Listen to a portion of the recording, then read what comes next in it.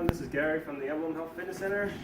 So today what we're going to do is some rolling out. So after a long workout like running or working out at the gym, you're going to be tight. So we're going to get started with the foam roller.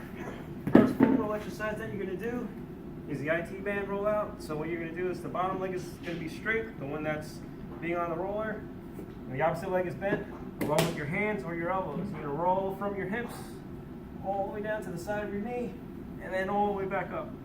Try doing this for about a minute if you can. If it hurts too much, you can always put more weight on your hands and more support with your leg. All right, once you're done, go on to the other side. Other side works the same way. Bottom leg is straight, top leg is bent. Using your hands, you might need to crawl a little bit in order to get all the way down to your knee and all the way up to your hip. Okay, the second rollout exercise is for your calves. So what you're going to do is you're going to stack one leg on top of the other just to make sure you have enough pressure. You're going to roll all the way up to, almost up to the knee, but not quite past the joint. And then all the way back down. And you can always turn your foot left or right to get parts that are tighter than the others. All right. Third rollout exercise is for your mid-back. You're going to interlock your fingers, cradle your head. You're going to roll from the top of your shoulder blades all the way down to the bottom of your shoulder blades and then back up. Try this for about 30 seconds or so.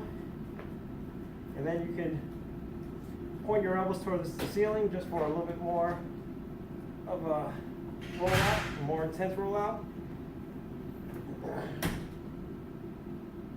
And then the next exercise is for your hamstrings. You're going to roll out your hamstrings.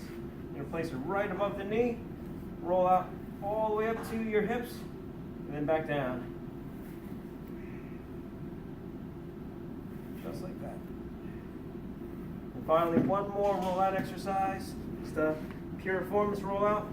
You're going to cross one leg over the other. You're going to turn onto the foam roller.